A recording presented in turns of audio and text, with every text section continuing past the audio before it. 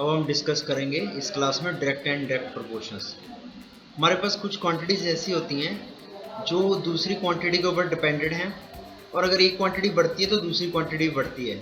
जैसे मैं आपको बोलूँ कि अगर आप घर बना रहे हो, बड़ा घर बनाओ, ठीक है, तो आपकी कॉस्ट बढ़ जाएगी, लेबर बढ़ जाएगी आपकी, ठीक है, ईंटों का एक्सपेंस भी बढ़ जाएगा, जितनी उसमें टाइल लगनी है, ईंट लगनी है, वो भी बढ़ जाएगी, और घर का साइज स्क्वायर फुट में बढ़ेगा। जिसे घर का बोलते हैं ना, मेरा कितना है, इतने गज का घर है, इतने स्क्वायर फुट का घर है, तो हम उस हिसाब से बात कर रहे हैं। जैसे ये एक एग्जांपल है मेरे पास टर्नर्स हैं। टर्नर्स किसको बोलते हैं? जो लेथ मशीन पे काम करते हैं, ठीक है, और ये मेरे पास रुपीज़ हैं। एक व्यक्ति ने एक टर्नर को हायर किया काम करने के लिए, सपोज 2 टर्नर हायर किए तो 150 रुपीज़ देने पड़ रहे हैं। 3 टर्नर पे उसको देने पड़ते हैं 225 रुपये। 4 अगर व्यक्ति हायर करता है तो 300 रुपये। मतलब जैसे जैसे नंबर ऑफ व्यक्ति बढ़ते जाते हैं वैसे वैसे कॉस्ट बढ़ती जाती है। तो ये लाइन आ रही है, जो ये लाइन है, इसको रिलेशन को शो कर रही है, टर्नर्स और रुपीज़ के रिलेशन को शो कर रही है। ये है डायरेक्ट प्रोपोर्शनल की एग्जांपल। एक और एग्जांपल स्टडी करते हैं जो है इनडायरेक्ट प्रोपोर्शनल की एग्जांपल। अब मान लो हम एक एग्जांपल स्टडी करते हैं। आपने घर बनाना है, घर बनाने के लिए सिर्फ आपने 2 बंदे हायर किए, उन्होंने ले लिए 1 साल। अब मैं 4 बंदे हायर कर रहा हूँ तो घर आपका 6 महीने में बन जाएगा। वैसे ही यहाँ पे मैंने 2 टर्नर काम कर रहे हैं तो 600 घंटे लगाते हैं काम करने के लिए, जो मशीन के ऊपर काम कर रहे हैं। 2 व्यक्ति काम कर रहे हैं, सिर्फ 600 घंटे लगा दिए। 4 व्यक्ति काम के लगा दिए तो उन्होंने 300 घंटे ही लगाए, डबल कर दिए मैंने व्यक्ति। अब मैंने ट्रिपल कर दिए व्यक्ति, तो मेरा जो टाइम पीरियड है 1/3 हो गया। तो ये होता है इनवर्स प्रोपोर्शन, मतलब एक क्वांटिटी के बढ़ने से दूसरी क्वांटिटी का कम हो जाना। अब एक और टॉपिक है हमारे पास, proportional parts in combustion engine.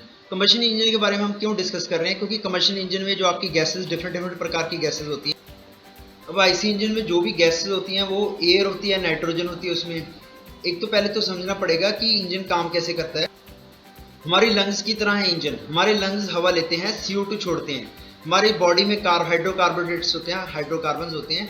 जो हम अनाज खाते हैं वो हाइड्रोकार्बन है। हाइड्रोकार्बन जिसमें हाइड्रोजन हो, एक कार्बन हो, तो हम हाइड्रोकार्बन के ऊपर जिंदा रहते हैं। और हमारे लंग्स में डिफ्यूजन प्रोसेस होता है, कार्बन हम छोड़ते हैं, CO2 बन जाता है, ऑक्सीजन हम लेते हैं, CO2 हम छोड़ते हैं। ये रहा आपका CO2, ऑक्सीजन O2 हम लेते हैं। तो वैसे इंजन में भी यही रिएक्शंस होती हैं। अगर हाइड्रोजन है, जो हाइड्रोजन पानी के रूप में निकलता है इंजन में से, इंजन में हाइड्रोजन ऑक्सीजन से रिएक्ट कर जाता है, क्योंकि टेम्परेचर बहुत ज़्यादा होता है तो वाटर निकलता है, लेकिन वो वाटर भाप की फॉर्म में होता है, ठीक है। और भी इम्प्योरिटीज होती हैं, लेकिन वो हम डिस्कस नहीं करेंगे। नाइट्रोजन भी होती है हवा में तो, लेकिन वो इनर्ट गैस होती है। अब आपको ये ध्यान रखना होगा, केमिकल रिएक्शन आपको समझना होगा कि एक हाइड्रोजन को बर्न होने के लिए एक ऑक्सीजन चाहिए। ये H2 का मतलब एटॉमिक है, डायटोमिक गैस होती है। जो नेचर में H2 जैसे O2 हो गया, N2 हो गया, N के पैर नीचे 2 हो गया, तो मतलब वो डायटोमिक गैस होती है। हाइड्रोजन भी डायटोमिक गैस है। और एक वाटर मॉलिक्यूल बनने के लिए एक ऑक्सीजन चाहिए, ऑक्सीजन। अब ऑक्सीजन का वेट होता है 32। ये जो ऑक्सीजन है, ऑक्सीजन का वेट होता है 16 होता है वैसे, लेकिन ऑक्सीजन भी डायटोमिक गैस एग्जिस्ट करती है, O2 फॉर्म में एग्जिस्ट करती है। 2 मॉलिक्यूल्स, 2 एटम के, ऑक्सीजन के 2 एटम मिलकर एक मॉलिक्यूल बनाते हैं। तो ये H2O का फॉर्मूला है। मतलब हाइड्रोजन को बर्न होने के लिए, कंप्लीट कंबशन होने के लिए एक ऑक्सीजन चाहिए। ओवरऑल मैं आपको बता देता हूँ कि अगर हमारे पास 8 kg ऑक्सीजन है तो 1 kg हाइड्रोजन पूरा कंप्लीट बर्न कर देगी। अगर 8 kg ऑक्सीजन है तो 1 kg हाइड्रोजन कंप्लीट बर्न हो जाएगी। अब हाइड्रोकार्बन फ्यूल का फार्मूला ये होता है C6H14। ये हाइड्रोकार्बन चेन है। चेन समझते हो? जैसे कार्बन के 6 एटम होंगे और ऊपर नीचे हाइड्रोजन लगा होगा। तो ये हमारा फ्यूल का फार्मूला है, आप यहाँ देख भी सकते हैं। तो 1 kg कार्बन को बर्न होने के लिए 2 सही 2/3 kg ऑक्सीजन चाहिए, और 1 kg हाइड्रोजन को बर्न होने के लिए हमने पहले ही फाइंड आउट किया था 8 kg ऑक्सीजन चाहिए। और सल्फर को हम निगलेक्ट कर देते हैं, सल्फर को हम नहीं लेंगे क्योंकि सल्फर की वजह से इक्वेशंस कॉम्प्लेक्स हो जाती है। अब इतना याद रखिए कि एयर में 23% ऑक्सीजन है, 77% नाइट्रोजन है, क्योंकि इंजन को तो चाहिए ऑक्सीजन, लेकिन कभी भी ऑक्सीजन नहीं मिलती प्योर ऑक्सीजन तो एटमोस्फेयर में है ही नहीं। ऑक्सीजन के साथ साथ उसको नाइट्रोजन भी मिलेगी। तो मतलब कहने का भाव ये है कि अगर 1 kg कार्बन को इतनी ऑक्सीजन चाहिए, लेकिन ऑक्सीजन तो नहीं है, तो हमें इसको एयर में कन्वर्ट करना पड़ेगा। हमें इस ऑक्सीजन की जगह एयर का मास देखना पड़ेगा, और एयर का मास इतना आता है 11.6 kg। मतलब कहने का भाव ये है, इस इक्वेशन में 1 kg कार्बन के लिए करीब चाहिए थी ऑक्सीजन इतनी, लेकिन ऑक्सीजन तो हवा में सिर्फ 23% है, 70% तो नाइट्रोजन है जो इनर्ट गैस है, रिएक्ट नहीं करेगी। लेकिन नाइट्रोजन तो इंजन में जाएगी ना, हम सांस लेते तो ऑक्सीजन के साथ नाइट्रोजन भी हमारे अंदर जाती है। इंजन में भी जब इंजन सांस लेगा, इंजन के अंदर एयर के साथ नाइट्रोजन भी जाएगी, ऑक्सीजन भी जाएगी। तो 100/23 से गुना करने का मतलब यही है कि हमने एक केजी कार्बन के लिए एयर निकाली 11.6 केजी ऑफ एयर, वैसे ही हाइड्रोजन के लिए निकाल ली। और इस सबको जोड़ने के बाद हमें पता लगा, नेट रिजल्ट बता देता हूँ क्योंकि इसकी पूरी कंप्लीट कैलकुलेशन हमारे स्कोप से आउट पर है। तो नेट आउटपुट बताता हूँ। 1 केजी फ्यूल के लिए आपको 51 केजी एयर चाहिए। अगर आपको 1 केजी, बाइक में हम 1 लीटर फ्यूल डलवाते हैं ना, आप ये मान के चलो बाइक में अगर 1 केजी फ्यूल डलवाया तो उसके लिए 51 केजी ऑफ एयर आपको चाहिए। अब हमारे नेक्स्ट टॉपिक की तरफ जाते हैं, परसेंटेज। परसेंटेज क्या होता है? हम पूछते हैं ना क्लास में कि तुम्हारे कितने मार्क्स हैं, तुम्हारे फ्रेंड के कितने मार्क्स हैं, कितने परसेंट मार्क्स हैं। तो जैसे एग्जांपल लेते हैं, मेरे पास ये 25 बॉक्स हैं, मुझे 4 बॉक्स उठाने हैं यहाँ से, 4 बॉक्स, और मुझे 4 बॉक्स का परसेंटेज बताना है। तो 25 बॉक्स को मैं मान लूँगा 100%। तो 4 बॉक्स कितने हो जाएंगे? 16/100, 16% हो जाएंगे। क्योंकि कैसे करेंगे इसको, 25/100 इंटू 4 कर देंगे। ठीक है, 25 बॉक्स 100% है, 1 बॉक्स कितना होगा? 100/25। 4 बॉक्स कितने हो गए? 100/25 इंटू 4। बहुत आसान, आप करके देखना इसको। मेरे पास एक और एग्जांपल है, डोर का एग्जांपल है। डोर को बनाने के लिए 3.6 मीटर स्क्वायर लकड़ी चाहिए लगेगी, लेकिन 0.18 मीटर स्क्वायर लकड़ी वेस्ट हो जाती है। कभी भी हम कोई चीज़ बनाते हैं तो उसमें कुछ ना कुछ वेस्टेज होती है, ये बहुत इंपॉर्टेंट है, हमें वेस्टेज निकालना है। तो कुछ नहीं है, आपका टोटल मटीरियल इतना है, वेस्ट मटीरियल इतना है, तो आपका 1% आपका कितना हो गया? ये 100/3.6 इंटू 0.18, तो 5% आ गया। कुछ नहीं है इसमें। 3.6 मीटर स्क्वायर 100% के बराबर होता है। 1 मीटर स्क्वायर 100/3.6 के बराबर होगा। 18 मीटर स्क्वायर 100/3.6 इंटू 0.18, तो आप इसको सॉल्व कर सकते हैं। आपका 5% लकड़ी वेस्ट हुई।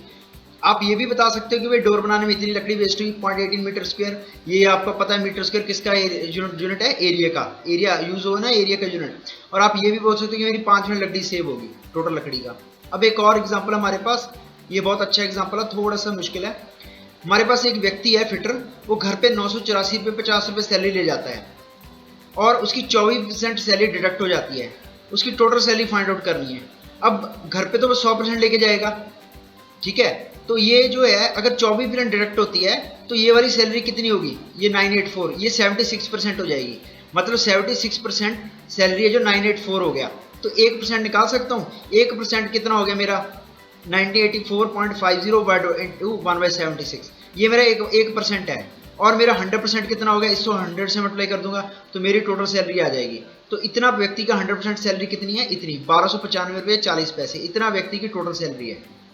अब कुछ नहीं है, नेक्स्ट टॉपिक बहुत आसान है, changing percentage to decimal and fraction. तो क्या है, मेरे पास ये परसेंटेज है हाफ, हाफ को बोल रहा है परसेंटेज में कन्वर्ट करो। हाफ मेरा फ्रैक्शन में है, 1/2 है फ्रैक्शन में, मुझे पता है ये फ्रैक्शन में है। 100 से गुना कर लगाया और पीछे परसेंटेज लगा दिया, 50% बन गया। 1/11 को 100 से गुना किया, पीछे परसेंटेज लगा दिया तो 9.01% बन गया।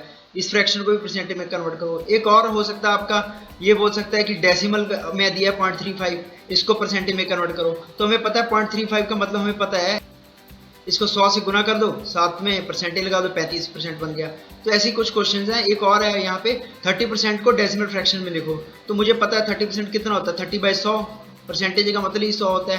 30/100 तो 0.3 आ गया। अब एक और इंपॉर्टेंट टॉपिक है हमारी इक्वेशन। जैसे मेरे पास 8x + 12 है, इसको इक्वल टू 0 नहीं लिखा ना, इक्वल टू 5 लिखा है। बस मेरे पास एक इक्वेशन दे रखी है 8x + 12। अभी पहले, इससे पहले जितने भी हमने मैथमेटिक्स में पढ़े हैं वो सारे कांस्टेंट थे, 1, 2, 3, 1/4, 1/5, 1/6। ये जब x आ जाए तो इसका मतलब ये वेरिएबल है, वेरी होना। अगर x की वैल्यू मैं 1 रखूंगा तो मेरा आएगा 20, अगर x की वैल्यू मैं 2 रखूंगा तो मेरा आएगा 28, x की वैल्यू 3 रखूंगा तो 24 + 12 मेरा है 36। तो x की वैल्यू वेरी हो रही है। अब इसके फैक्टर निकाले और कुछ नहीं किया, 4 कॉमन निकालिए, 2x + 3, इसका मतलब 4 और 2x + 3 इसके फैक्टर बन गए। इसी चीज को हम इस एग्जांपल से ले सकते हैं। 5 + x की वैल्यू 9 के बराबर दी है। ये तराजू बनाए, तराजू बनाने का मतलब दोनों इक्वल हैं। 5 + x = 9, ये बन गई इक्वेशन, इसको हम इक्वेशन बोलते हैं। यहाँ पे x की वैल्यू कितनी आएगी? 4। एक और एग्जांपल है 4x = 20, तो यहाँ पर x की वैल्यू आएगी 5। ये ऐसे हम सॉल्व कर सकते हैं, इनको इक्वेशन बोलते हैं। इनको कंसेप्ट ऑफ इक्वालिटी आती है और इसी से इक्वेशंस निकल कर आती हैं। बहुत आसान है, इक्वेशन बोलते हैं। इक्वेशन में आपको वैल्यू सेटिस्फाई करना पड़ता है, इक्वेशन में आपको वैल्यू फिल करना पड़ता है। x की वैल्यू या तो 1 भरोगे नहीं सेटिस्फाई हो रहा, 2 भरोगे नहीं सेटिस्फाई हो रहा, 3 भरोगे नहीं सेटिस्फाइड हो रहा, 4 भरोगे तो सेटिस्फाई हो गया। इसका मतलब ये इक्वेशन का सोल्यूशन आ गया आपके पास। अब एक और एग्जांपल है, जैसे इसको इसमें से सब्ट्रैक्ट करना है, -5x + 3y में से इसमें से सब्ट्रैक्ट करना है, ये इसमें से 7x प्लस 8y में से घटाना है। तो यहाँ पे इस दिस माइनस दिस कर दिया, तो इसको x वाली टर्म को x वाली टर्म में से सॉल्व करो, y वाली टर्म को y वाली टर्म में ऐड कर दो, जैसे सब्ट्रैक्ट कर दो। तो 7 प्लस 5 12 हो गए और 8 माइनस 3 हो गए हमारे 5, तो 12x प्लस 5y इसका आंसर आ गया। और क्या मेरे पास एक और क्वेश्चन है, x बटा 6 9 है, तो x कितना आ जाएगा 54। बहुत आसान है, इसमें कोई दिक्कत वाली बात नहीं होनी चाहिए। Thank you for watching this video, subscribe my channel.